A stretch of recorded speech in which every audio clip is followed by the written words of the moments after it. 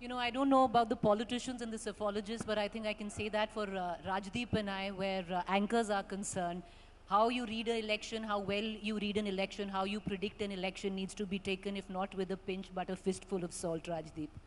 I think Maharashtra, Haryana have been classic examples of that.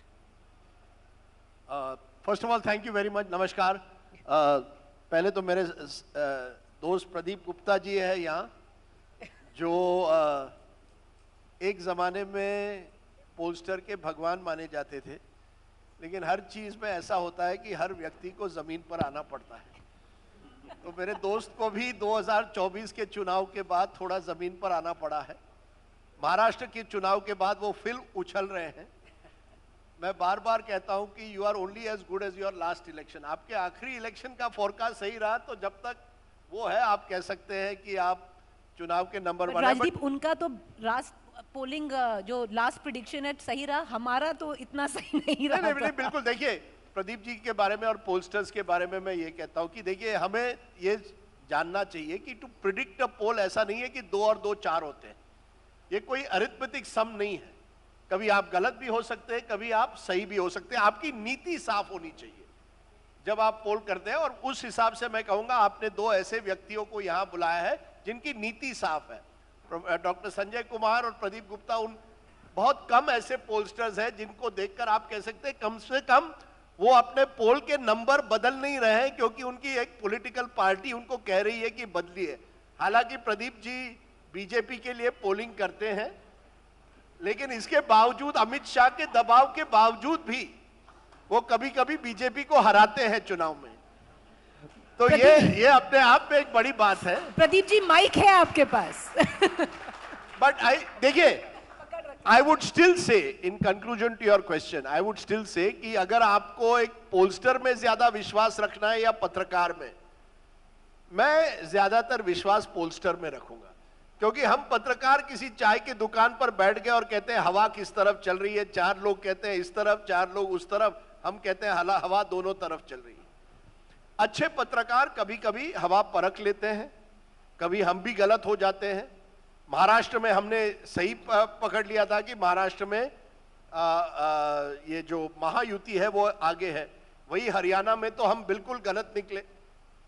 अब आप देखिए ना, योगेंद्र यादव जी जो संजय कुमार जी के एक तरह से गुरु माने या सीनियर माने, योगेंद्र यादव जी ने 2024 लोकसभा चुनाव बिल्कुल सही पकड़ा, यानी उनका अनुमान सही था। लेकिन हरियाणा जो उनका राज्य है, वहां तो उन्होंने कहा था कांग्रेस की आंधी है। आंधी छोड़िए, हवा भी नहीं निकली। तो हर पोलस्टर की, हर रिपोर्टर की, अगर हम अपने आप को भगवान ना माने ना तो अच्छा होता है। प्रदीप जी अपने कोई भगवान नहीं है, हालांकि वो शायद अभी भी अब किस रूप में अपने आप को देखते हैं वो बात अलग है, लेकिन ना नेता ने मानना चाहिए। मैं कई नेताओं से मिला हूं कि आप देखिए हम 2/3 मेजॉरिटी लेकर आएंगे।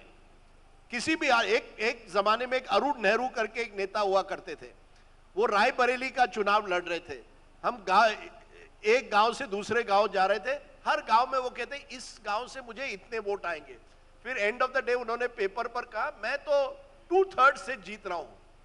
उनकी डिपॉजिट चली गई, और ये अपने आप को उनका टीवी प्रोग्राम कर रहे थे उस समय कि किस तरह से हर क्षेत्र पर उनकी पकड़ है। किसी की पकड़ नहीं है, पकड़ है तो जनता में है, और भारत की जनता आपको हमेशा सच नहीं बताती। ये सच्चाई है। अब ये हम पत्रकार हैं, कोई भी है, लोग हमको सच्चाई अब नहीं बताता है। जो वोट है वो अपने पास रखता है, खास करके कैमरा देखकर। In fact Preeti, I believe that the real truth comes from those who don't come to camera, जो कैमरा के सामने नहीं आते। कैमरा के सामने पार्टी लोग आते हैं, हाँ भाजपा जीतेगी, कांग्रेस जीतेगी। असली लोग वो होते हैं जो चुप्पी साधते हैं, and that's the difference. And we don't go to the silent voter, we go usually to the voter who is more vociferous, and that's made a big difference. So chaliye, I think one thing is established, all predictions, all readings need to be taken with a fistful of salt, but I also want to introduce 2 politicians who are with us. क्योंकि एक चीज राजदीप होती है ground reality, एक होता है माहौल और परसेप्शन। और बहुत इंटरेस्टिंग 2 चुनाव की अगर मैं एग्जांपल दूं, जो 24 का चुनाव था, एक ग्राउंड रियलिटी और परसेप्शन था कि इस बार तो जो आप आंधी की बात कर रहे हैं कि NDA is going to sweep that election, और वो नैरेटिव और माहौल था, ग्राउंड रियलिटी बहुत डिफरेंट थी। अब दूसरा एग्जाम्पल मैं दूंगी हरियाणा का, क्योंकि जो माहौल और जो परसेप्शन नैरेटिव ऑन ग्राउंड था वो बहुत डिफरेंट था जो ग्राउंड रियलिटी और जो रिजल्ट आए। तो इसमें सीपी जोशी जी आपसे शुरू करते हैं, तो आप कैसे रीड करेंगे एक इलेक्शन, क्योंकि अगर 24 की बात करें तो बीजेपी को लग रहा था कि इस बार तो 370।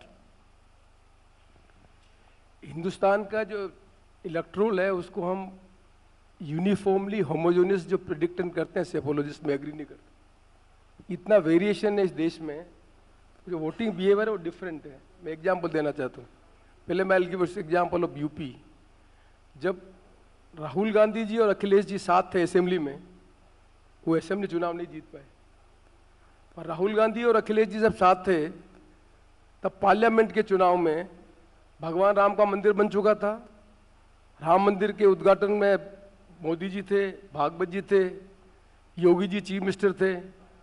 कोई आंसर है? 30 सीट्स पार्लियामेंट की they lost in UP, 30 seats. ये जो एग्जाम्पल है उसको समझने की जरूरत है। इस देश में भारतीय जनता पार्टी ने 2009 के चुनाव के बाद जो इलेक्शन है उसकी स्ट्रेटजी बदल दी। और मैं फिगर देना चाहता हूं, उसको बार बार हर जगह कोट करता हूं। 2004 में बीजेपी का वोट 7 करोड़ नहीं था। 2009 में बीजेपी का वोट 8 करोड़ नहीं था। कांग्रेस का वोट 2004 में पार्लियामेंट में 10 पॉइंट सम करोड़ था। 2009 में यूपीए सेकंड रिपीट हुई, सीटें भी बढ़ी, पर टोटल इंक्रीमेंट वोट हुआ 60 लाख। उस समय वोट हुआ 11 करोड़ समथिंग। 2014 को जो चुनाव हुआ उसको समझने की जरूरत है। 2009 और 2014 के बीच में एक इंटरेस्टिंग फिगर है जो बताना चाहता हूं। 1952 से लगाकर 2014 के चुनाव के पहले एक चुनाव और दूसरे चुनाव के बीच में, एक्सेप्ट जब इंदिरा जी का एसेंशन हुआ, 2.5 करोड़ वोट बढ़ा था एक चुनाव के दूसरे चुनाव के बाद। बट 2014 के चुनाव में 12 करोड़ नए वोटर जुड़े और 13 करोड़ वोट इलेक्टोरेट ज्यादा बढ़ा है।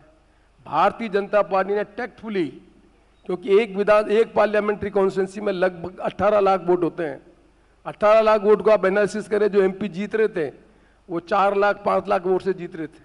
2009 में 22 एमपी जीते हैं यूपी में कांग्रेस के, उनका वोट 2 लाख भी नहीं है। ट्रायंगल फाइट में स्टार्ट हुआ। 18 लाख वोट को हम कैसे वोटों को लें, वो जो काम है वो भारतीय जनता पार्टी ने बहुत सक्सेसफुली किया। चाहे वो मोदी जी ने सरदार पटेल के लोहे को इकट्ठा करने के नाम पे किया हो, चाहे अयोध्या के चंदा करने के नाम पे किया हो, इंडिविजुअल वोटर को जो हाउस होल्ड को टच करने का काम किया है। और वो इसलिए किया है, आदमी जनता न लें। आपको बहुत कम वक्त में मैं रिकलेक्ट करना चाहता हूं कि मोदी जी जब देश के गुजरात के मुख्यमंत्री थे तब अमेरिका ने उनको बैन कर दिया था। You have to recollect very correctly. इस देश में अभिनव एक केस हुआ था। उस केस के बाद ये हुआ था ऐसा खतरा नहीं हो जाए कि आरएसएस को बैन कर दें यूएसए। इसलिए आरएसएस ने चैलेंज लिया कि किसी तरह से तीसरी बार यूपी सरकार रिपीट नहीं होनी चाहिए। इसलिए जो टेक्टिकल अंतर है हिंदुस्तान की राजनीति में, 2014 में भारतीय जनता पार्टी का vote, can you recollected, it went to the 17 crore vote है, जबकि कांग्रेस का वोट 2014 में 10 करोड़ समथिंग वोट है। टुडे भारतीय जनता पार्टी का वोट 22 करोड़ है, कांग्रेस का वोट अटका हुआ 11 करोड़ पे।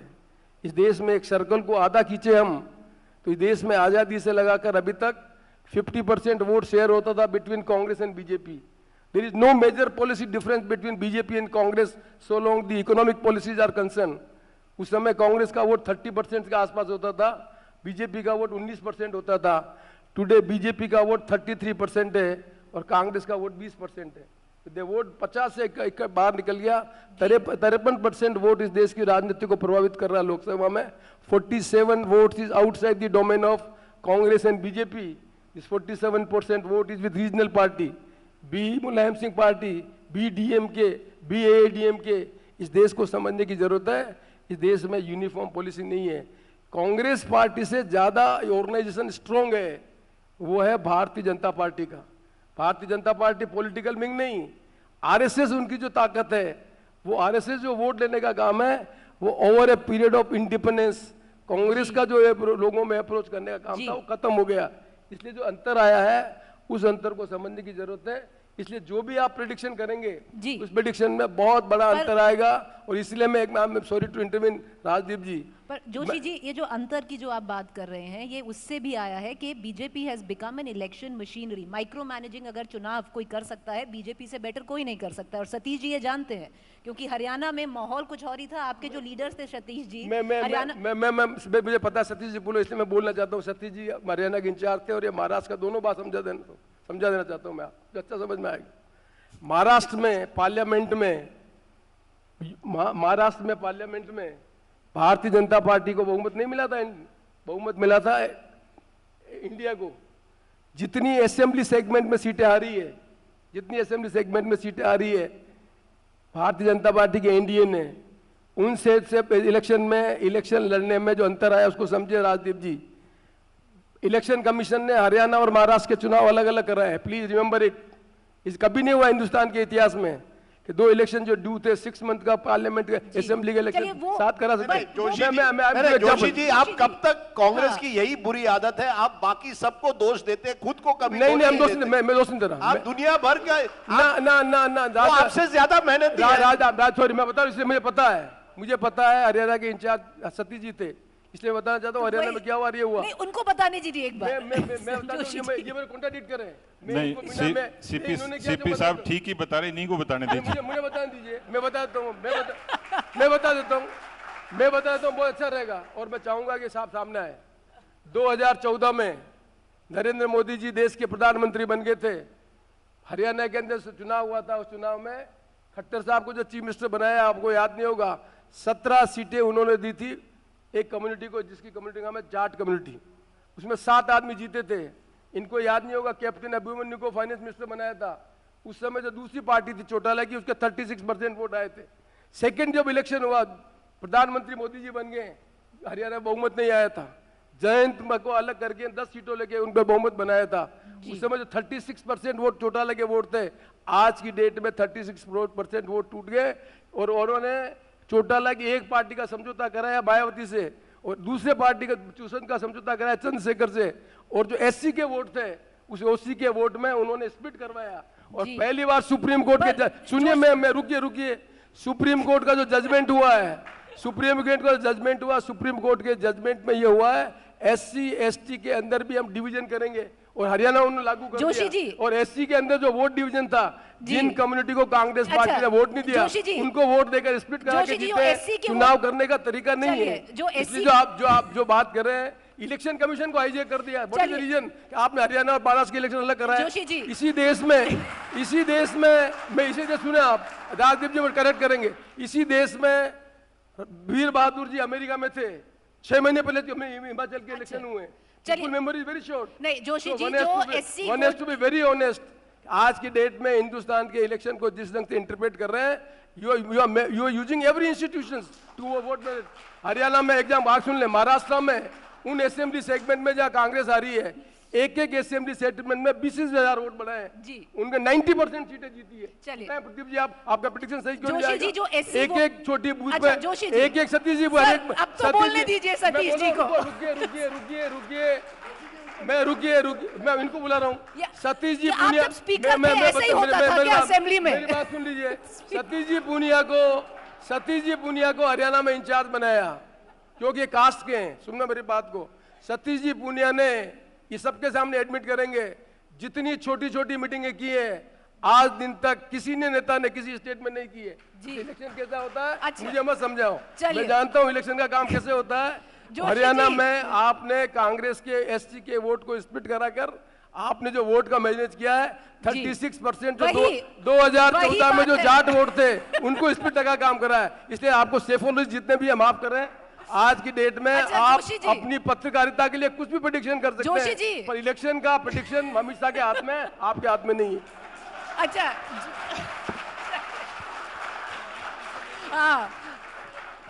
ये पुनिया जी, ये जोशी जी जब स्पीकर थे ऐसे ही थे क्या?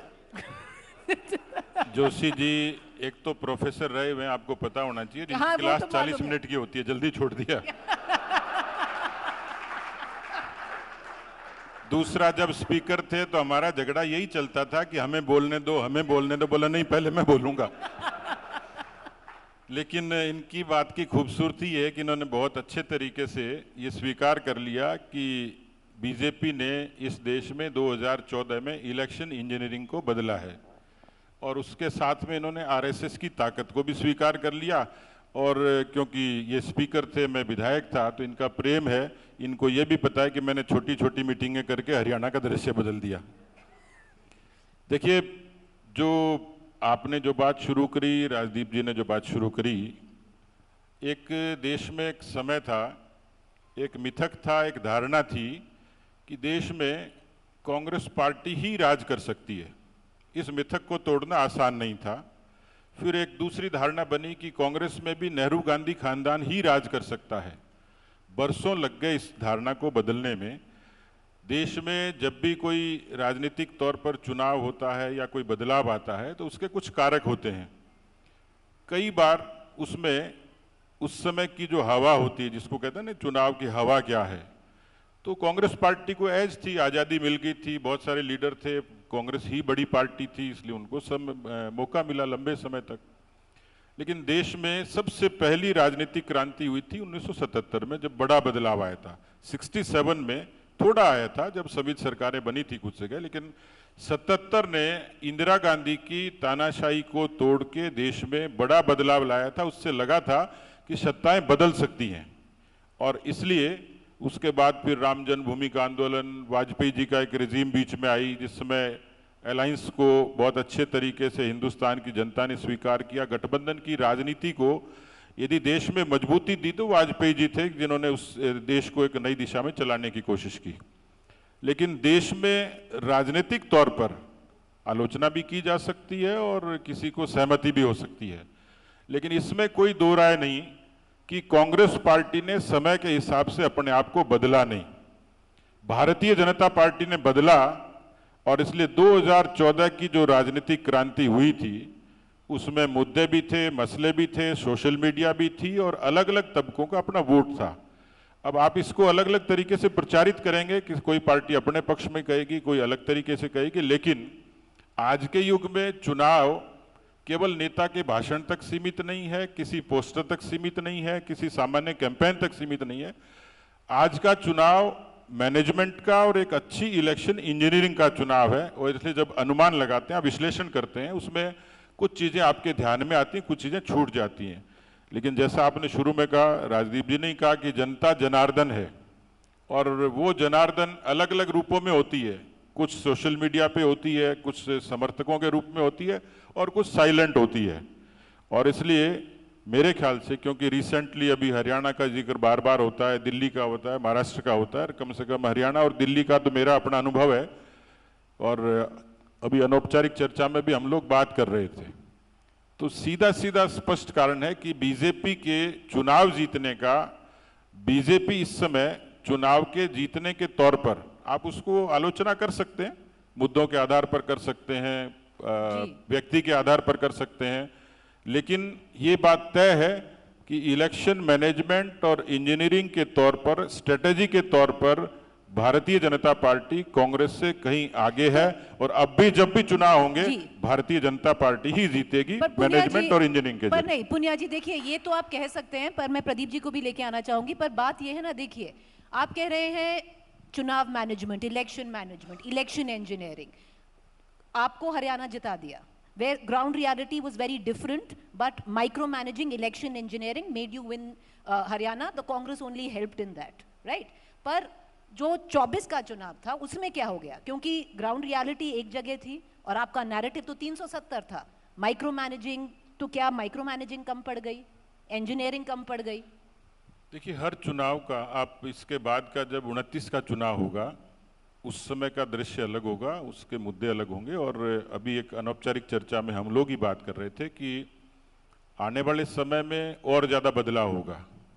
आने वाले समय में, और मैं अपनी पार्टी के लोगों को भी बोलता हूँ, साफगोई से बोलता हूँ, विधायक दल की बैठक में हरियाणा में मैंने कहा कि अभी तक जिस मुद्दों पर चुनाव होना था, कि मुझे ये स्वीकार करने में कोई हर्ज नहीं है, जनरेशन बदल रही है, उनके मुद्दे बदल रहे हैं, इसलिए हम पुराने मुद्दों पर, मैं कांग्रेस को बीजेपी को कंपेयर क्यों कर रहा हूँ, क्योंकि कांग्रेस ने बदला नहीं, बीजेपी ने बदल दिया। लेकिन आपका जो सवाल है 24 में भारतीय जनता पार्टी की एनडीए की सीटें कम क्यों आई, देखिए उसके कई कारक हैं, उसका बहुत विश्लेषण का समय मैं नहीं समझता कि इस मंच पर इतना मिलेगा, लेकिन एक व्यक्ति भी फैक्टर होता है, वहां की स्थानीय समीकरण अपने आप में फैक्टर होते हैं और देश की हवा भी अपने आप में एक फैक्टर होता है। इसलिए मैं मानता हूं कि 14 और 19 जैसी हवा नहीं थी जी, और इसलिए हमें मशक्कत ज्यादा करनी पड़ी, लेकिन अल्टीमेटली इस खेल में तो जो जीता वही सिकंदर है। आज की हकीकत यह है कि तीसरी बार मोदी जी इस देश के प्रधानमंत्री और एनडीए की सरकार अच्छी चल रही है। प्रदीप जी, चैलेंजेस क्या हैं कि आप हवा प्रिडिक्ट कर पाएं? डायरेक्शन प्रिडिक्ट करना आसान रहता है, सीटें प्रिडिक्ट करना ज्यादा मुश्किल रहता है। तो आप क्या देखते हैं? एक तो वो जो साइलेंट वोट होता है, आपको भी जैसे अभी एक इलेक्शन आने वाला है 3 महीने में, वो थोड़ा स्कारिंग रहा है प्रदीप जी आपके लिए, जो बिहार का चुनाव था पिछली बार, बंगाल का प्रिडिक्शन, वाइल महाराष्ट्र आप बैंग ऑन थे। थैंक यू टॉप जर्नलिज्म, मुझे यहाँ बुलाने के लिए थैंक यू वेरी मच। मैं शुरुआत करता हूँ, राजदीप ने कुछ विषय छेड़े थे पोलस्टर के बारे में, तो राजदीप की खुद की बुक है 19 की, जो मुझे संबोधित करते हुए वो कह रहे हैं कि the big boss is here, that's the title, that's the first chapter of his book of 19। दूसरी जो बुक अभी 24 की थी, तो उसमें उनका टाइटल था गॉड दैट फेल्ड, उसके अंदर मैं भी एक था, दूसरे 2 शायद या 3-4 गॉड्स को मिला के। So I am trying to say that कि भगवान या फर्श या अर्श वो सब आप तय कर रहे हैं, उसमें मेरा कहीं कोई लेना देना नहीं है। What ever you feel like you से लाइक, राइट, जो आप सोचते हैं समझते हैं उसको आप कहते हैं। दूसरी बात, राजदीप की इंग्लिश बहुत अच्छी, थोड़ी सी हिंदी में करेक्ट करूं, इन्होंने कहा पोलस्टर की नीति देखनी चाहिए, तो एक्चुअली वो रिफर कर रहे थे पोलस्टर की नीयत देखनी चाहिए। नीति इज समथिंग, सही सही, नियत, बट नीति भी है, but that's the methodology. In pollster case, सरकार के केस में नीति अलग है। अब मैं दूसरी चीज पे आता हूँ, जो हमारे बड़े राजनेता जो बात कर रहे थे कि कोई जीतता है तो क्यों जीतता है और कोई हारा तो क्यों हारा। 52 से लेके अभी तक जनता केवल एक ही विषय के लिए आपको वोट करती है, वो है गवर्नेंस। एंड गवर्नेंस के अंदर जो जनता के सरोकार के larger section of the society, उसका जो जीवन होता है 80%, जो 100 वोट पड़े हुए वोट, जो नहीं आए 1/3 उनकी बात नहीं कर रहा मैं, जो वोट आ गए मशीन के अंदर ज़्यादा करके 67% तक आते हैं, उसमें से 80% जनता का जो जीवन है वो डायरेक्टली या indirectly government of the day के ऊपर डिपेंड करता है। तो जब वो वोट का अपना सिलेक्शन करते हैं तो बहुत ही ज़्यादा सोच समझ विचार करके आकलन करके अपना निर्णय देते हैं। एंड व्हेन आई से गवर्नेंस फॉर देम, गवर्नेंस में क्या है, सरकार किस बात के लिए जिम्मेदार है? रोड, बिजली, पानी, स्वास्थ्य, शिक्षा, राशन प्रणाली, कानून व्यवस्था, ये ऐसी चीज़ें हैं, और फार्मर्स रिलेटेड विषय जिसके अंदर फर्टिलाइजर, सीड्स, एमएसपी, प्रिक्योरमेंट, और ये ऐसी चीज़ें हैं जो करीब करीब 80-90% जो मानस है, जनमानस है, उसको छूती है, उसके जीवन को छूती है, सारी रोड, बिजली, पानी वगैरह वगैरह। तो जब जनता वोट करती है तो ये देखती है कि इन्होंने 5 साल पहले क्या कहा था और अब क्या किया है, इनकी कहनी क्या थी और कथनी और करनी, और उसके आधार पे वो निर्णय लेती है। तो जनता पहले भी 52 से लेके ज़रूर कांग्रेस ने कुछ ना कुछ डिलीवरी की होगी in term of the governance, तभी उनको वो रिपीट करते आ रहे थे। बट कहते हैं ना कि हर चीज़ की लाइफ में एक एक्सपायरी डेट होती है, और उसके बाद 77 में सोचा कि उन्होंने वो, बट 77 में गवर्नेंस कर नहीं पाए, 2.5 साल में फिर फेल हो गई। उसके बाद 89 में वो मौका आया, फिर नहीं कर पाए, फिर वो फेल हो गई गवर्नमेंट वीपी सिंह साहब की। और उसके बाद 96, 98, 99 3 लगातार समय पे एक्चुअली मैंडेट फ्रैक्चर्ड था, बट सबसे नंबर 1 पार्टी बीजेपी थी, तो बीजेपी की सरकारें बनी। बट बड़ी बात होती है जब गवर्नमेंट रिपीट होती है। गवर्नमेंट रिपीट केवल और केवल गवर्नमेंट के खुद के परफॉर्मेंस के ऊपर ही रिपीट होते हैं, चाहे वो मनमोहन सिंह साहब की सरकार हो जो 2009 में रिपीट हुई, और चाहे मोदी साहब की जो 2 बार से रिपीट मान सकते हैं उसको। तो जो जनता है वो बड़ा सोच समझ के निर्णय लेती है, ये सब कुछ नैरेटिव नहीं होता, कुछ मैनेजमेंट नहीं होता, आपने गवर्नेंस कैसे किए उस कुर्सी पे बैठने के बाद केवल और केवल उस बात के ऊपर वो निर्णय होता है। किसी के बोलने और कहने से दुनिया में कुछ नहीं होता। मैं कह दूं कि मैंने आपको 5 लाख रुपए दे दिए, उसकी कोई मीनिंग नहीं। It's just saying and doing, there is 2 things. तो ये सवाल होता है। अब आप कह रहे हैं कि हम लोग पोलस्टर क्या करते हैं, हम केवल एक काम करते हैं, जैसे कि हम सबके चेहरे अलग है तो हम सबकी चाहत अलग है, हम सबकी ज़रूरत अलग है, और उसके हिसाब से हम अपनी लाइफ के जो निर्णय लेना है वो लेते हैं। उस निर्णय में एक निर्णय खासकर वो 80% जनता के लिए, अपने अन्नदाता कह लीजिए, मुखिया कह लीजिए, जो नाम कहना है कह लीजिए, उसका सिलेक्शन वो करते हैं। और हम कोशिश करते हैं कि वो उसको समझने की और जानने की। होता यह है कि हम खासकर एक्सिस माई इंडिया अभी तक 80 चुनाव हमने प्रेडिक्ट किए हैं, जिसमें 74 बहुत ही स्पॉट ऑन किए और 6 समय पे हमने असफल रहे, हमने फेल हुए। उस 6 समय में भी केवल एक बार ऐसा है जिसको कि हमने बीजेपी को जिताया था और कोई और जीत गया। बाकी 5 बार ऐसा हुआ था कि हमने दूसरे अपोजिशन को जिताया था और बीजेपी जीत गई। So it's other way round. BJP वाले मुझे कहते हैं कि ये प्रदीप जो है वो एंटी बीजेपी स्टैंड ज्यादा लेके आता है या बीजेपी को अंडर एस्टिमेट करता है। जी रह गई बात लोकसभा की, बस एक ही 30 सेकंड में मैं खत्म कर दूं। मैं ये कहूंगा कि जो हमारा खासकर एक्सिस माई इंडिया का जो लोकसभा का जो सब लोग कहते हैं, राजदीप जैसे लोग और भी सारे कमेंटेटर, ये horribly wrong, okay, horribly wrong. भाई आप एक प्रेडिक्शन से क्या उम्मीद करते हैं? सबसे पहली उम्मीद है कि सरकार किसकी बनेगी। दूसरी उम्मीद है जिसकी भी सरकार बने उसके कितने सीटें और कितने वोट आएंगे, intensity of the victory, correct है। तो ये 2 प्रमुख बातें होती हैं।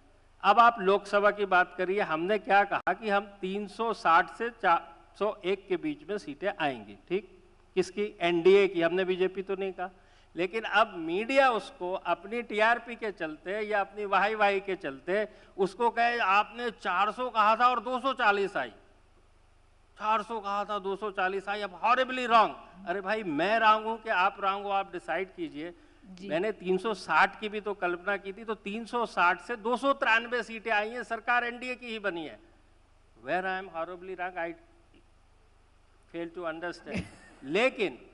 लेकिन हरियाणा में हमने कहा था कि कांग्रेस की सरकार आएगी, वहां पे बीजेपी आई। मैं कहूंगा वहां हॉरिबली से भी ज्यादा हम फेल हुए। हॉरिबली से भी ज्यादा हम फेल हुए। हमें कम से कम आप चीजों को, तथ्यों को सही तरीके से तो पेश करो ना भाई।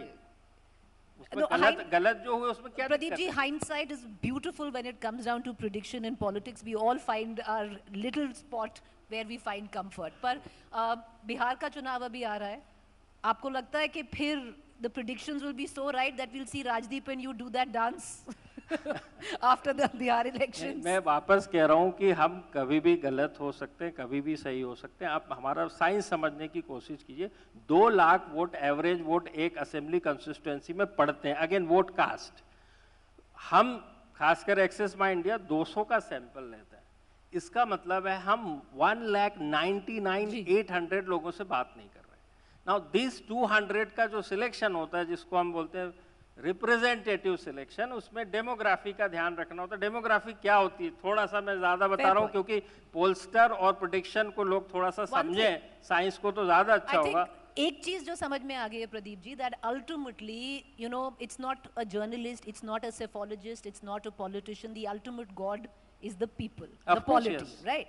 अब Sanjay ji, I want to bring you in on this, क्योंकि अगर जनता जनार्दन है, the ultimate god in election is the janata. Janata is also fast evolving, क्योंकि अब वैसा नहीं है कि आप जनता के पास जाएं और वो आपको बोले हाँ जी इसको ये है।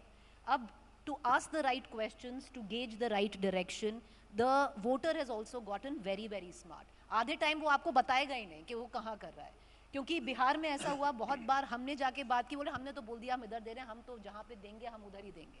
सो the voter has gotten smarter. We have also come up with the creation of new vote banks, महिला vote bank, which Pradeep ji failed to calculate at least in the last Bihar elections, and he admits that. And that was the creation of the new vote bank. We started talking about the Mahila vote bank. How do you gauge where the voter is going in this new age of psephology? देखिए, बार बार इस बात के जिक्र हो रहा है कि voter smart हो गया और वो बात बताता नहीं है। मैं नहीं मानता कि वोटर बताता नहीं है। ये ज़रूर है, आपका पहला सवाल था, सवाल पूछने का तरीका क्या है और सवाल आपने किससे पूछा, ये बात प्रदीप जी बताने की कोशिश कर रहे थे। रिप्रेजेंटेटिव सैंपल, महिला, पुरुष, दलित, गैर दलित, आदिवासी, तमाम तरह के लोगों से आपकी बातचीत होनी चाहिए, आपको सवाल पूछना चाहिए, उसको हम रिप्रेजेंटेटिव सैंपल कहते हैं। सवाल पूछा कैसे? अगर आप यूं पूछें यहाँ पे खड़े होकर लोगों से हाथ उठा के, या आप किसको वोट करेंगे या किस पार्टी को वोट किया आपने या करने वाले हैं, आपको सही उत्तर नहीं मिलेंगे। वोटिंग क्वेश्चन काफ़ी सीक्रेट है, सेंसिटिव होता है लोगों के लिए। तो हमें कोशिश करनी चाहिए कि जब हम ये सवाल पूछें, वोटिंग का सवाल, तो सीक्रेसी मेंटेन कर सकें। जब हम पेन एंड पेपर सर्वे करते थे, CSDS जहाँ मैं काम करता हूँ, 30 साल से मैं लगभग वहाँ चुनाव विश्लेषण और आंकड़े इकट्ठा करता हूँ। हालांकि संस्था का ट्रैक रिकॉर्ड और भी पुराना है, 62 साल पुरानी संस्था है। जब हम पेन एंड पेपर करते थे तो हम डमी बैलेट बॉक्स ले जाते थे, तो एक पर्ची होती थी जहां हम वोटर को पकड़ा देते थे और कहते थे पर्ची किसी को दिखाओ मत, जिसको भी आपने वोट दिया या जिसे आप वोट देने जा रहे हैं उस पर एक निशान लगाओ और बॉक्स में डाल दो। बाद में हम उस बॉक्स को क्वेश्चनर से मिलान कर लेते थे, उसमें कोडिंग कर देते थे। आजकल जब हम ये सवाल पूछते हैं, जब हम पेन पेपर नहीं करते, हम मोबाइल से करते हैं। जब वोट का सवाल आता है उस वक्त मोबाइल हम अपने वोटर को दे देते हैं हाथ में और कहते हैं जिस भी पार्टी को आपने वोट दिया या देंगे, मोबाइल पर उस पार्टी के सारे निशान हैं और आप उस पर क्लिक कर दें, मतलब एक दबा दें उंगली, और उस वक्त हम उसके बाद वोट फ़ोन वापस ले लेते हैं और आगे के सवाल पूछते हैं। कोशिश हमारी होती है जितना हो सके वोटर को आश्वस्त करें, उसने जो वोट का जवाब दिया है वो किसी और को पता नहीं चल रहा है। लेकिन मैं ये नहीं कह रहा हूँ कि इसके बाद ये करने के साथ साथ हमने सारे इलेक्शन प्रेडिक्ट किए सही। कहते हैं वोटर झूठ बोलते हैं। प्रदीप जी ने, अगर मैं इनके आंकड़ों को ही ले लूँ, हमने भी तमाम 200-250 सर्वेज किए हैं। प्रदीप जी ने कहा 80 सर्वेज किए, 74 इन्होंने सही प्रेडिक्ट किए और 6 गलत किए। अगर वोटर गलत बोलता तो 74 प्रेडिक्ट कैसे होते सही? वोटर पे मैं दोष नहीं डालता, ये मैं नहीं कहता वोटर बहुत स्मार्ट है, बताता नहीं है, आपको बेवकूफ़ बनाता है, ऐसा नहीं है। कहीं कहीं कुछ ना कुछ त्रुटियां रह जाती हैं जिसके कारण कभी कभी आपके प्रेडिक्शंस गलत हो जाते हैं। प्रदीप जी ने एक बात की ओर इशारा किया, पैमाना क्या है? पैमाना क्या सिर्फ नंबर्स है? अगर आपने कहा 105 सीटें और 105 सीटें नहीं आई तो आपका पैमाना गलत, मैं नहीं मानता वो गलत है। वोट प्रतिशत, क्योंकि जब आप सवाल पूछते हैं तो ये पूछते हैं आपने वोट किसको दिया, वोट प्रतिशत भी तो देखें, क्योंकि एक ही वोट प्रतिशत आपको अलग अलग सीटों का एक तरह से कन्वर्ट होता है। छोटा सा उदाहरण, 2009 का लोकसभा चुनाव देखें, बीजेपी को 18.6% वोट आए थे देश भर में। 2009 का लोकसभा चुनाव, उनकी 116 सीटें थी। अगर 2014 का लोकसभा चुनाव देखें, कांग्रेस पार्टी को 19.6% वोट है नेशनली, 1% वोट ज़्यादा है। लोकसभा में उनकी सीटें कितनी थी? 44। वही देश, वही मतदाता, वही विधि से, उसी विधि से वोट हो रहा है। लेकिन आप, अभी मैं ओपिनियन पोल और एग्जिट पोल की नहीं बात कर रहा, असली चुनाव में भी आपको उसी तरह का वोट आपको अलग अलग सीटें देता है। तो कई बार वोट की ओर भी देखिए कि अगर कोई पोल, वोट का अनुमान उसका सही है, सीटों का अनुमान अगर गलत हो गया तो उसको बिल्कुल खारिज नहीं करना चाहिए। कम से कम मैं तो ऐसा मानता हूं कि उसे बिल्कुल खारिज नहीं करना चाहिए। एक चीज़ है कि अगर आप एक जर्नलिस्ट हैं और आपकी बीट पॉलिटिक्स है, it's the most thankless beat to have because you're quickly, Rajdeep, either with whatever, if you're giving out a direction या आपको मतलब जो भी आप ग्राउंड रिपोर्ट कर रहे हैं ड्यूरिंग इलेक्शन, बहुत जल्दी आप कैटेगराइज हो जाते हैं गोदी या पिद्दी में कि ये तो गोदी है इसीलिए ये बोल रहा है, ये तो पिद्दी है इसीलिए ये बोल रहा है। As a journalist, how do you think one needs to keep the confirmation bias, जिसकी बात बहुत होती है क्योंकि अरे इसकी तो आइडियोलॉजी ये है, ये तो यही बोलेगा, और we face it a lot in our profession. देखिए, पहली बात तो यह है प्रीति की first of all journalist should not predict. हमारा जॉब प्रिडिक्शन नहीं है। प्रिडिक्शन हम प्रदीप गुप्ता और संजय कुमार पर डायरेक्शन देना तो है राजदीप, ये तो हमारा जॉब है। फिर हमारा जॉब क्या है अगर हम यही ना बता पाए कि लोग ये चाह रहे हैं? अरे ये कम से कम 200 लोग से मिलते हैं, हम कितने लोगों से मिलते हैं पर कंस्टिट्यूंसी? बहुत मुश्किल है, और इनके लिए भी बहुत मुश्किल है। ये जो भी बोले ना आज की हम 74-80 में से 74 सही निकले, वो सब सही है, आपने मैं इनको ये साहब ये खुद मानेंगे, आपने हरियाणा में आपका दलित वोट गलत गया, दलित वोट आपको लगा कि लगभग बराबर है, बीजेपी को उसमें बढ़त मिल गई, बीजेपी जीत गई। बंगाल में इनका प्रेडिक्शन क्यों गलत गया? इन्होंने महिलाओं को कम आकला और वहीं चुनाव चला गया। अब देखिए, ये देश विविधता का देश है, ये अमेरिका नहीं है। अमेरिका में 50 राज्यों में से आप जो उनके स्टेट्स है, आप पहले से प्रिडिक्ट कर सकते हैं 40 राज्य में कौन डेमोक्रेट होगा कौन रिपब्लिक, वो बदला नहीं है। पिछले 40-50 साल में लगभग 40 states have voted same for Democrat, same for, तो 10 राज्यों का वो चुनाव बनता है। भारत में वैसा नहीं है। आप इसी राजस्थान को देखिए ना, हर 5 साल राजस्थान में बदलाव आता है, और ऐसा नहीं है कि कोई नया चेहरा आ गया कि लोग बदलाव चाहते हैं। उस चेहरे तो वही, एक बार वसुंधरा थी, एक बार गेहलोत, 20 साल में दोनों के बीच में ये खेल चलता रहा। और ऐसा नहीं है कि गवर्नेंस अच्छा था या बुरा, कभी कभी गवर्नेंस भी अच्छा किया है। ऐसे नहीं है कि राजस्थान की सभी सरकारों ने गवर्नेंस बुरा किया, फिर भी 5 साल बाद जनता सोचती है चलो बहुत हो गया, किसी और को दे दो। अब ये किसी और देश में होता नहीं है, ये भारत की विविधता है। ये आप तमिलनाडु लीजिए, मैं प्रदीप की सब गलतियां लोगों के सामने रख रहा हूं। तमिलनाडु, प्रदीप को नहीं, हाँ, छह उस पे तमिलनाडु भी है।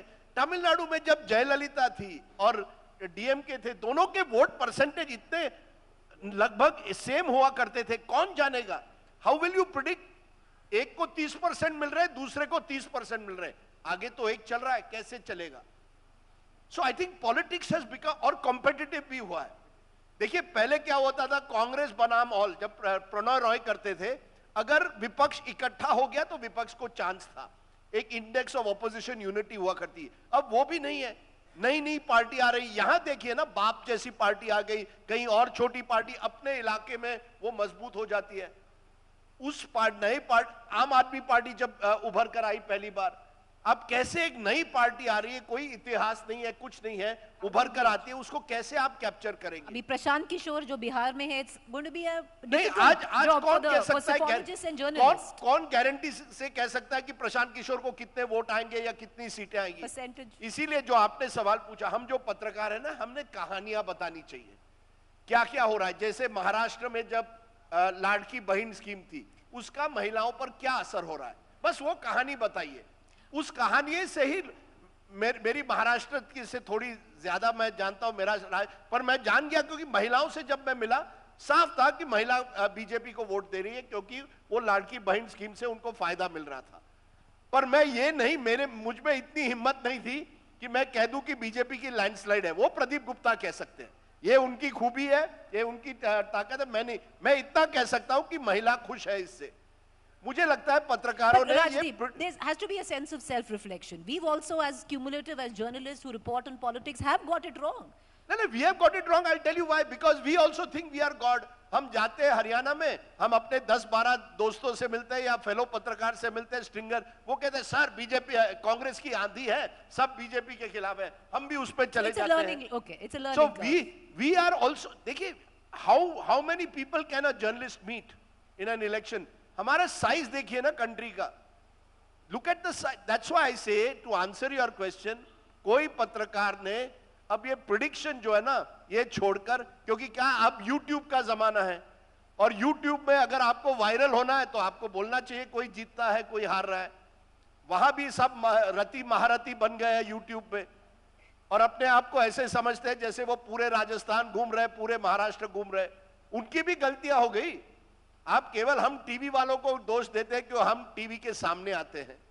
मैं कह रहा हूं हर पत्रकार को उतनी एक तरह से ह्यूमिलिटी होनी चाहिए, पैर जमीन पर रखिए और जाइए, लोगों से बात करिए, उसके आगे मत बताइए I can tell you 100 seats आएंगे। अरे कौन कहता है 100 कितने आए? ये प्रदीप गुप्ता और संजय कुमार बहुत क्लेवर बन गए हैं। ये नहीं करते हैं, वो बस वोट शेयर देते हैं। He stays away from it. वो अब सीटों से दूर रहते हैं, तो कभी अगर उनकी गलत भी गई तो कोई पकड़ता नहीं उनको, तो कोई ये नहीं कहता। समझदार हो गए। परसेंटेज तो कहीं भी हो सकती है। नहीं, अब मैं आपको एक क्लासिक एग्जांपल प्रदीप, अब संजय कुमार के लीजिए।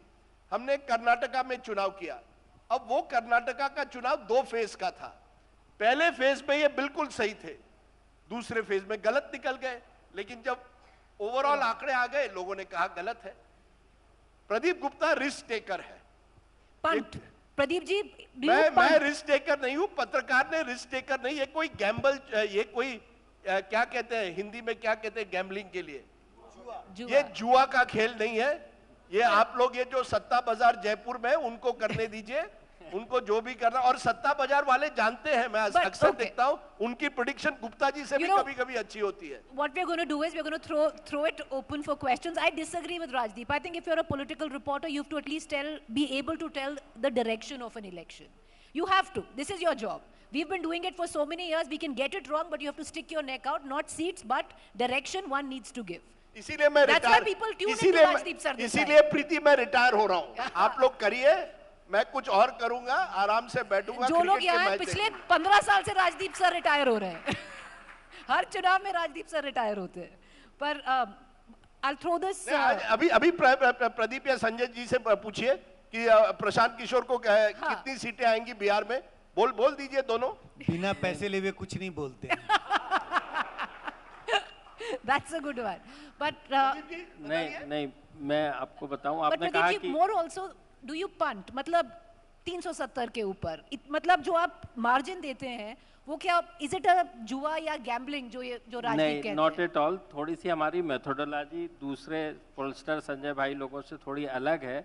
हमारे पास वो दिक्कत नहीं है कि ये वोट शेयर आ रहा है तो इससे कितनी सीटें आएंगी ना, क्योंकि हम सारे के सारी सीटों के ऊपर जाते हैं। तो जैसे पोलिंग इनके पास साधन है। साधन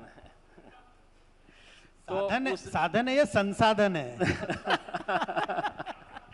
So you extrapolate on the basis. तो इसलिए हमें वो दिक्कत नहीं होती। आप चुनाव देखिए दिल्ली का चुनाव जो 2020 का था असेंबली इलेक्शन, उस समय 19 में किस तरह से बीजेपी की विक्ट्री हुई थी लोकसभा में, और ऑफ कोर्स दिल्ली में भी सातों की सातों सीटें।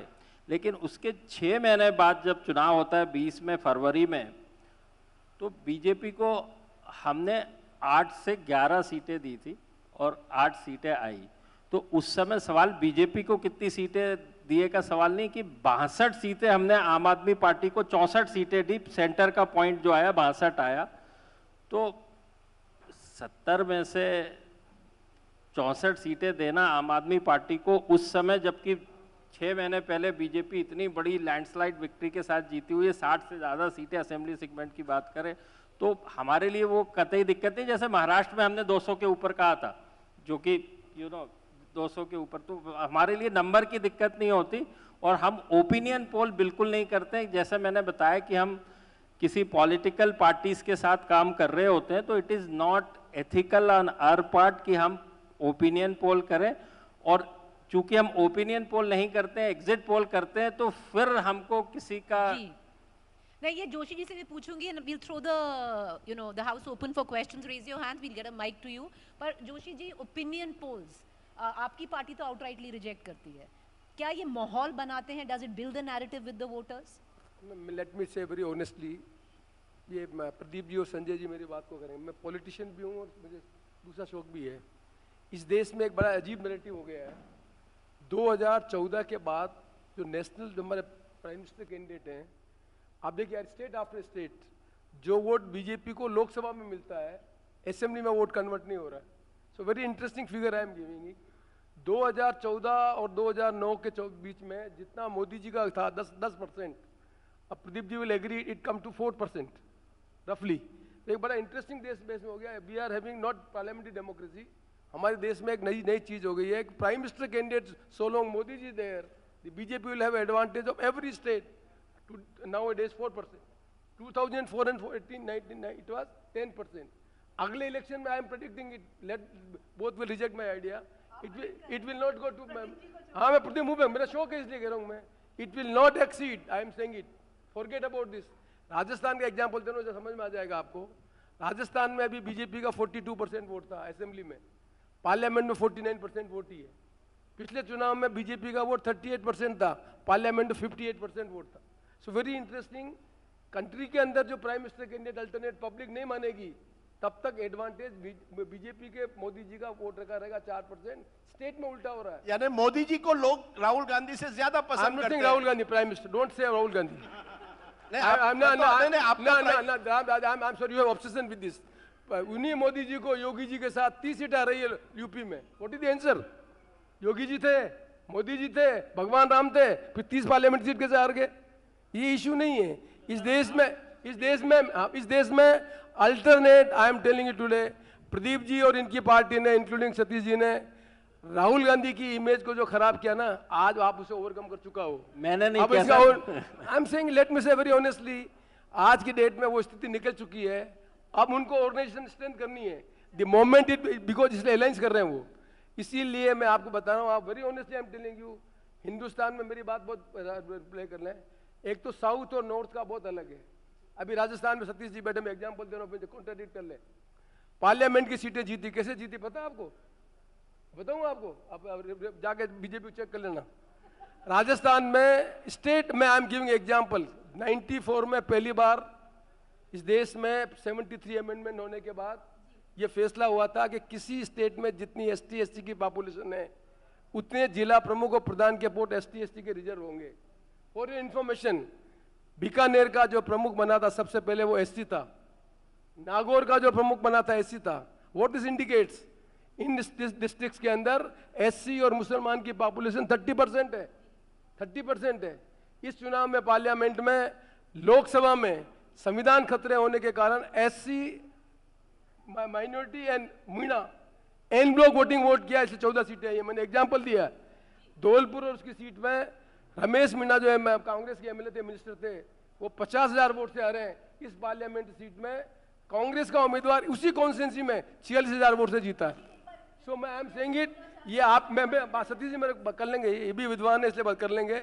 सतीश जी तो पार्टी के जो पॉलिसी बनती है उसको एग्जीक्यूट करते हैं, मैं तो पॉलिसी बनाने का काम करना चाहता हूँ। इसलिए दो में अंतर रहेगा, दो अंतर रहेगा। ये इनकी अभी भूमिका नहीं है, उनको ये भूमिका भी नहीं आएगी। इसलिए मैं कहना चाहता हूँ, मैं इस देश में दो चीज़ें हो रही है। एक, जो सेफोलॉजिस्ट बैठे हैं उनको भी कहना चाहता हूँ मैं, एक तो जब भी इमोशंस इशू आए हैं, चाहे इंदिरा गांधी की डेथ हुई हो, चाहे मोदी जी का इशू आया हो, इमोशंस वेरी इंपॉर्टेंट है। भगवान राम के नाम पर आपने स्विंग किया, इंदिरा जी की डेथ के बाद स्विंग किया, इसलिए सेफोलॉजिस्ट हरदम फेल होंगे। चलिए सतीश जी बोलना चाह रहे हैं, फिर Sanjay ji, and we'll take a quick question. Emotions को काउंट नहीं करोगे तो गवर्नेंस और ये सब चीजें सेकेंडरी हो जाएगी। जोशी जी, आप अब 2 मिनट रह गए, संजय जी के। मोदी जी आ रहे हैं। मैं कह रहा हूँ मोदी जी का खत्म हो चुका, सुन लीजिए, आखिरी बात सुन लीजिए। अभी सेंट्रल में मोदी जी को वोट अभी मिलते रहे, सुनिए मेरी बात को। इस देश में एक बड़ा अंतर आया 2024 में। Today BJP is stuck. BJP, Modi जवाब दे सतीश जी, जिस बीजेपी ने जाति जनगणना का विरोध किया, उसने एक दिन में जाति जनगणना का फैसला किस लिए कर रहा है बताऊं मैं? माइनॉरिटी के अंदर एससी एससी की जितनी कम्युनिटी होती है उनको बेनिफिट करने के, उनका वोट वो करने के लिए भारतीय जनता पार्टी ने ये काम किया, और कांग्रेस पार्टी ने धर्म को रोकने के लिए जाति जनगणना का काम किया।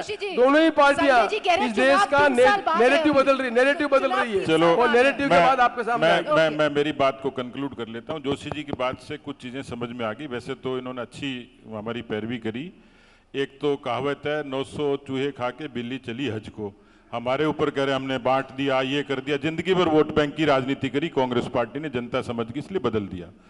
दूसरी बात यह है कि जब सत्ता का संघर्ष होता है, चुनाव होता है, युद्ध होता है, वो जीतने के लिए होता है। इसलिए मारवाड़ी में कहावत है, आप कितने आंकड़े बैठा लो, कितने सर्वे करा लो, कितने विश्लेषण कर लो, लेकिन मारवाड़ी में कहावत है, बाबू आनो चाहिए चाहे बाढ़ कूद के आ जाओ। लोकतंत्र इसके लिए नहीं है, लोकतंत्र इसके लिए नहीं है। तीसरी बात ये है, आप इसीलिए हर इंस्टीट्यूशन में कब्जा कर रहे हो। तीसरी बात ये जीतना है, हर इंस्टीट्यूशन में कब्जा कर रहे हो। तीसरी बात लोकतंत्र नहीं है। तीसरी बात ये है, ये लोकतंत्र नहीं है। राजदीप जी ने जोशी जी की दुखती नस पे हाथ रख दिया कि राहुल गांधी का जिक्र नहीं करोगे, और पूनिया जी ने और प्रदीप जी ने राहुल गांधी को बना दिया, क्या कहते हैं, मजाक बना दिया वगैरह वगैरह। लेकिन राहुल गांधी तो हमारे स्टार प्रचारक हैं भारतीय जनता पार्टी के। अच्छा चलिए, कल तक पता पड़ेगा स्टार प्रचारक वो थे आप थे। Sanjay ji, wait for next election, पता पड़ जाएगा। संजय जी, और we'll take a question. Sanjay ji, want to do final comments? आपका माइक चल रहा है, चलिए क्वेश्चन ले लेते हैं। क्वेश्चन। अच्छा, good evening everybody. I think out of this I need not to ask question. A lot of questions have already been asked. I just want to ask sir, Pradeep sir, आपने बोला था कि जो चुनाव होते हैं ना, एक चुनाव के बाद अगला चुनाव जो है अपने काम पर जीतते हैं. सॉरी टू से, पर ज़मीनी हकीकत ये है कि जहाँ से मैं आता हूँ, जिस कॉन्स्टिट्यूंसी से, लगातार तीसरी बार चुनाव जीते हैं, पर किसी और तरीके से तो जीते होंगे, काम के बुनियाद पर तो कोई नहीं जीता. बहुत सारे और फैक्टर्स होते हैं चुनाव जीतने के लिए. Pradeep ji and Sanjay ji can take that question. And just to complete my question, sir, और एक बात अभी जो कही ना कि चुनाव जीतना चाहिए, आंकड़ों की बाजीगरी करिए, आप कुछ भी करिए, अगर ये प्रिंसिपल रहेगा डेमोक्रेसी में चुनाव जीतने का, तो भारत कहाँ जाएगा, आप मुझे बता दीजिए. चुनाव जीतना इसलिए जरूरी है, सबसे बड़ी बात तो भारत की डेमोक्रेसी जिसको प्रिजर्व रखा सब तरीके की, आज इस मंच पे बैठे हैं, मैं अविनाश जी को धन्यवाद दूंगा कि उन्होंने जीवंतता रखी है कि अलग अलग पार्टी, अलग अलग विचार के लोगों को बहस के जरिए हम लोग बातें करते हैं. चुनाव जीतना, मैंने इसको इसलिए कहा है कि कांग्रेस के उस मिथक को धारणा तोड़ना ये आसान बात नहीं थी. ये चुनाव जीते, सत्ता बदली, इसलिए देश में 10 करोड़ से ज्यादा शौचालय बने और महिलाओं के सुरक्षा स्वाभिमान को गारंटी मिली. आज किसी को सर पे छत मिली तो चुनाव जीतने से ही मिली. वो जो मैंडेट मोदी को मिला वो केवल अकेले मोदी का नहीं था, किसी कैंडिडेट का नहीं था, एक आइडियोलॉजी का था, ऑर्गेनाइजेशन का था, उस बदलाव का था. और इसलिए जीतना इसलिए जरूरी है कि हमें अपने एजेंडा लागू करना था. इस देश में लाखों वर्षों तक, सैकड़ों वर्षों तक राम मंदिर का निर्माण का आंदोलन चला. एक वो लोग थे जो राम मंदिर के निर्माण को रोकते थे और एक वो लोग हैं जिन्होंने राम के मंदिर की भव्य प्रतिष्ठा करी, 370 लागू किया, इस देश में सहूलियत की राजनीति करी, इसलिए जीतना जरूरी. One quick question. मेरा सवाल राजदीप जी आपसे, प्रदीप जी और सीपी साहब तीनों जनों से, देश में एक देश एक चुनाव की बात चल रही है, ये लोकतंत्र के लिए कितना सही है या गलत है, इस पे अपनी राय.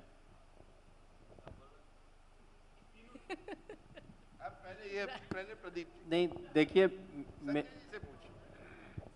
हर व्यवस्था का कुछ प्रोज होते हैं, कॉन्स होते हैं, कुछ नफा होता है, कुछ नुकसान होता है हर व्यवस्था का, और हर नई नीति जो भी आती है.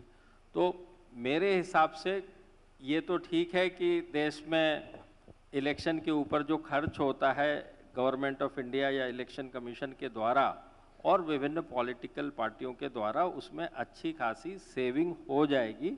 एक फ़ायदा. दूसरा फ़ायदा ये है कि पॉलिसीज़ जो है, थोड़े समय में आचार संहिता आ जाती है जहाँ जहाँ चुनाव होते हैं, तो उसके ऊपर ब्रेक लग जाता है. तो ये तो हो गए फ़ायदे.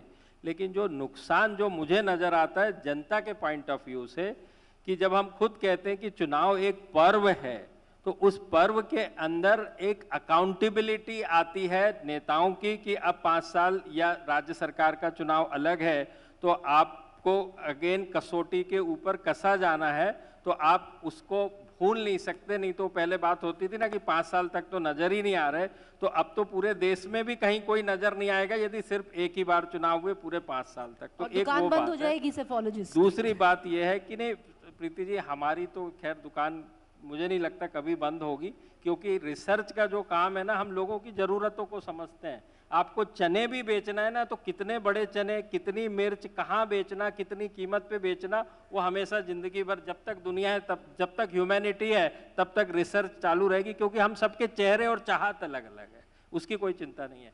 दूसरी बात, जनता के पॉइंट ऑफ व्यू से जो पर्व होता है ना, पर्व किस सेंस में होता है कि एक टेंट लगाने वाले से लेकर सारे के सारे इकोसिस्टम की अच्छा खासा बिजनेस होता है, अच्छी खासी कमाई होती है. और आज के ज़माने में जो हम सुनते हैं कि पॉलिटिकल पार्टी की, विभिन्न पॉलिटिकल पार्टियों के नेता हैं, जनता के हाथ में चुपचाप से कुछ पैसे भी रख देते हैं, तो वो बड़ा मुश्किल हो जाएगा जनता के लिए. तो जनता वो देखेगी कि जो मेरी जेब में पैसा जा रहा था वो अब नहीं जा रहा. We'll take more answers, but one final question. Sir आते हैं अभी, बस एक बार खत्म हो जाए, एक सवाल. इम्पोर्टेंट है. लेट मी रेक्ट इट.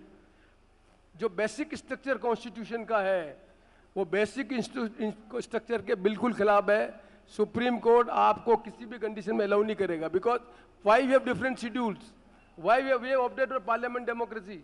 पार्लियामेंट्री डेमोक्रेसी अडॉप्ट करने में हमने 74 अमेंडमेंट में डायरेक्टिव प्रिंसिपल में अधिकार दिया है. स्टेट के बारे में स्टेट के सब्जेक्ट आइडेंटिफाई किए हैं, सेंट्रल के सब्जेक्ट आइडेंटिफाई किए, हमने कॉन्क्रीट लिस्ट बनाई है.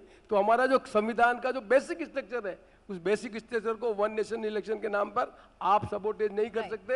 ये आपका विशफुल थिंकिंग है। पहले भी राष्ट्रपति शासन के लिए अटल बिहारी वाजपेयी प्राइम मिनिस्टर थे, तब भी एक बनाया था। ये अटेम्प्ट बार बार चलेंगे। पैसे के कारण इस देश की डेमोक्रेसी को खत्म नहीं किया जा सकता। ये एंटी पार्लियामेंट्री डेमोक्रेसी है। एक फाइनल क्वेश्चन लेते हैं, then we are going to end this session. मैं नहीं कर रहा, आप इनको संबोधित कीजिए। मैं नहीं कर रहा, मैं तो नफे नुकसान गिनाने की कोशिश कर रहा हूं। कॉन्स्टिट्यूशन के प्रोविजन बता रहा हूं मैं नहीं कह रहा। संविधान हिंदुस्तान का जो बेसिक स्ट्रक्चर है, जिसपे केशवानंद भारती के केसेस फैसले हुए हैं, उस केशवानंद भारती के अंतर्गत कोई भी इसको ट्विक नहीं कर सकता। इस देश में पार्लियामेंट्री डेमोक्रेसी रहेगी। मेरा सवाल माननीय पूनिया जी से है। सर, जब आप अपोजिशन में थे, उस वक्त की रूलिंग पार्टी एक तुगलकी फरमान जारी करते हुए जयपुर की सासों के साथ सौदा कर दिया, उनको बेच दिया। तो उस टाइम पे जयपुर की जनता रोड पे उतरी, उस फैसले का विरोध किया। आपकी पार्टी भी जनता के साथ में आ गई, जनता के साथ में बोली कि आप ये गलत काम कर रहे हैं। उसके बाद जनता ने उस सरकार को बदल दिया, आपकी पार्टी सत्ता में आई, आपके हाथ में ताकत आई, आपके हाथ में पुलिस आई। उसके बाद सर आपकी प्रायोरिटीज कैसे बदल जाती हैं? आप भी वही तुगलकी फरमान उससे ज्यादा ताकत के साथ में आप लागू कर देते हैं। कौन से तुगलकी फरमान की बात कर रहे हैं? मैं मुझे मतलब सर, आजकल भाजपा ऐसी पार्टी हो गई है कि वो वो सुनना ही नहीं देते, वो सुनते ही नहीं है।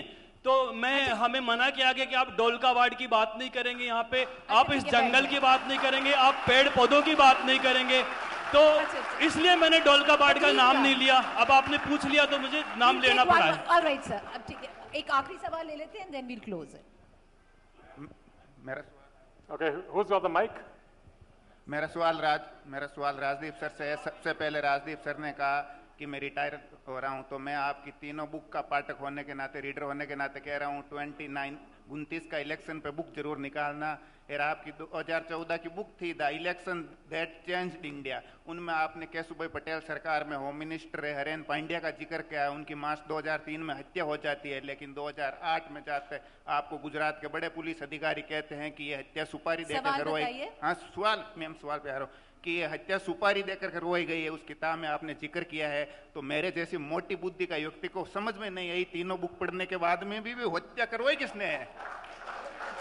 एक सवाल इनको दे दीजिए, फिर हम क्लोजिंग कमेंट्स ले लेंगे। सर, लीडर्स की अकाउंटेबिलिटी की बात हुई है, मुझे लिस्ट बता दीजिए कौन से लीडर अकाउंटेबिलिटी शो करता है।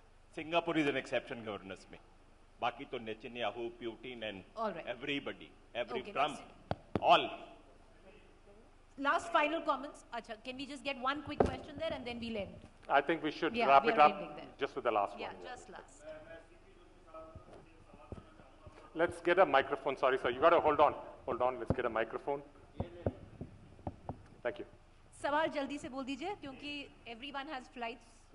हेलो, मैं सीपी साहब से एक सवाल करना चाहूँगा, जोशी साहब से। पूरा राजस्थान हम आपको सर मानते हैं, बड़ी रेस्पेक्ट भी आपकी करते हैं।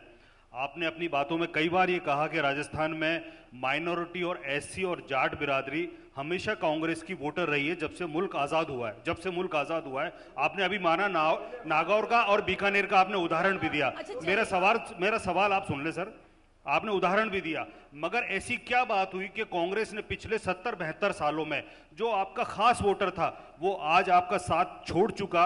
आप मुद्दों की बात नहीं करते, हमेशा आंकड़ों की बात करते हैं। मैं आपसे सवाल करना चाहूंगा, गहलोत साहब से सवाल करना चाहूंगा कि आपने पिछले 70 सालों में इन 3 कम्युनिटीज के लिए आपने राजस्थान में ऐसा क्या काम कर दिया कि ये कम्युनिटी आपको वोट डालें, भाजपा को क्यों नहीं डालें? शुक्रिया। Final comments, let's start from Rajdeep. I will say one thing कि आपने 2 चीजें इस पूरे डिस्कशन में नहीं की है। एक थोड़ी बहुत अभी एंड में हुई, एक है पैसे का खेल। ये पॉलिटिशियन जो भी कहे, ये जानते हैं अब चुनाव क्या बन गया है। आप दक्षिण चलिए, लोग 50 करोड़ एक एमएलए के सीट के लिए हर कैंडिडेट लड़ता है। 50 करोड़ सामान्य आदमी जो अच्छा काम कर सकता है, जो एक्टिविस्ट हो या जमीन से जुड़ा हुआ हो, वो अब चुनाव नहीं लड़ सकता। भारतीय जनता पार्टी भी एक जमाने में विचारधारा की पार्टी थी। इस चुनाव में वो पार्टी भी भरती जनता पार्टी बन गई। ऐसे लोगों को लिया बाहर से जो जीत सकते हैं। कांग्रेस पार्टी भी वही है, एक मनी मशीन बन गई। कांग्रेस पार्टी के नेता पैसा बना दिए, पार्टी कहती है हमारे पास पैसा नहीं है। यह असलियत है, क्योंकि चुनाव अब पैसों के दम पर भी चलता है। और जब तक आप ये इलेक्शन रिफॉर्म नहीं करेंगे, अच्छे लोग, मैं ये नहीं कहता कि अमीर लोग अच्छे नहीं होते, लेकिन कई सामान्य मध्यम वर्गीय लोग जो वाकई देश के लिए सेवा करना चाहते हैं, वो अब इस तरह की चुनाव नहीं लड़ सकते। ये साफ बात है। और उसके साथ जुड़ा हुआ है जो आपका सवाल था, वोट बैंक की राजनीति। ये जो गणित होती है, जो इंजीनियरिंग की बात पूनिया जी ने की, इंजीनियरिंग का मतलब क्या है कि हमें जात पात धर्म को लेकर किस तरह का गणित करना है। चुनाव के समय बड़े बड़े नेता बांसवाड़ा में आते हैं और मंगलसूत्र और भैंस की बात करते हैं। क्यों करते हैं? क्योंकि आप लोगों को डिवाइड करके रूल करना चाहते हैं। कांग्रेस ने अपने जमाने में भी इसी तरह की वोट बैंक की राजनीति की है, भले ही ये कुछ कहे। उनको भी लगा कि मुसलमान वोट जो है हमारे तरफ आएगा, क्योंकि मोदी जी का डर लगाओ या सांप्रदायिकता को, वो वोट हमारे कब्जे में है। आपने किया क्या समाज के लिए, ये सवाल उठ सकता है। वही भाजपा जो है बड़ी बड़ी बातें करते हैं इंजीनियरिंग की। इंजीनियरिंग है क्या आपकी? माइक्रो मैनेजमेंट है क्या? किस जाति को कैसे जोड़ो किस चुनाव के बाद और लोगों में डर फैलाओ। 2024 के चुनाव में दोनों पक्षों ने, बड़े पक्षों ने लोगों में डर फैलाया। एक ने कहा संविधान खतरे में है, दूसरे ने मंगलसूत्र और भैंस की राजनीति की। खास मैं इस देश को एक जरूरत है एक विकल्प की, एक विकल्प जो वाकई जनता की बात करे। आप हर राज्य में आज जाइए, जितने चुनावी कैंडिडेट्स हैं उनके आप पहले ये क्या कहते हैं उसको, पर्चा, एफिडेविट देखिए। 10 गुना 20 गुना, अगर आप सत्ता में हो तो 20 गुना, विपक्ष में हो तो 10 गुना। कहां से आते हैं पैसे? कौन अकाउंटेबिलिटी देगा आपको? इन मुद्दों पर ये बात नहीं करेंगे। ये चाहते हैं one nation one election. One nation one election के पहले इनको कहिए इलेक्शन रिफॉर्म करें और ये सत्ता की राजनीति छोड़े। One thing we didn't touch upon was money power. Let me get Sanjay ji final comments. He's been very patient and then Preeti ji, Rajdeep जी ने ज्ञान तो दे दिया, लेकिन दुनिया में लोकतंत्र सबसे बड़ी ताकत है और सारी पार्टियों ने, जनता ने इसको प्रिजर्व रखा है। इस देश में पॉलिटिक्स और परफॉर्मेंस की शुरुआत हुई, मैंने इसलिए जिक्र किया था उसका कि 70 वर्षों तक राज करने के बाद किसी हिंदुस्तान की उस महिला को शाम को जिल्लत होती थी। 10 करोड़ शौचालय दिए तो मोदी ने दिए, आयुष्मान दिया तो मोदी ने दिया, उज्ज्वला दिया तो मोदी ने दिया। इस देश में जो बदलाव की राजनीति करी, आप केवल एक पक्ष के आधार पर नहीं चल सकते। इस देश में तमाम नेता थे। कमरे में आईएम दिए और ये दिया तो कुछ देखिए मंच पर संजय जी एक सेकंड, संजय जी को बोलने दीजिए। मुझे लग रहा है कि मंच पर आपने जोशी जी, संजय जी बोल रहे हैं। नहीं, मैं इत्तेफाक रखता हूँ। सीपी जी कह रहे हैं कि नेहरू जी ने कुछ नहीं किया। मैंने कहा ना, नेहरू जी ने देश का विभाजन करवाया था। आज जो कुछ भी इकोनॉमी पॉलिसी बनाई है, पंडित जवाहरलाल नेहरू बहुत बोल लेते हैं, एक बार संजय जी को बोलने। देखिए आपने देखा मंच पर 6 लोग बैठे और 6 लोगों की भी बातें अलग अलग तरह की हैं, विचार अलग अलग हैं। जनता के बीच में इतने सारे लोग बैठे हैं, उनके सवाल भी बहुत अलग अलग तरह के हैं। जो सर्वेक्षण हम जब करते हैं, या वो एग्जिट पोल हो, ओपिनियन पोल, हम करते क्या हैं, इन्हीं आंकड़ों को, यही विचारों को हम कलेक्ट करके अलग अलग लोगों से आप तक पहुंचाते हैं। चाहे मैं हूं, प्रदीप जी हों, और ऐसे तमाम लोग हैं जो पोल्स करते हैं। ये पोल्स कभी आपके विचारों के करीब आता है और कभी जो दूसरे तरह के विचार हैं उनके करीब जाता है। जब आपके विचार के करीब आता है तो आपको लगता है पोल्स बहुत अच्छे हैं, और जब दूसरे के विचारों के करीब जाता है तो आपको लगता है पोल्स खराब है। मुझे लगता है पोल्स अच्छे हैं, खराब हैं, बुरे हैं या अच्छे हैं, इसे नापने का पैमाना होना चाहिए और उसे हमें ध्यान से उस पैमाने की ओर देखना चाहिए, न कि सिर्फ सीटों को देख करके सिर्फ खारिज कर देना चाहिए। Can we agree to end this session on that note? Ladies and gentlemen, please give a warm applause to our panelists.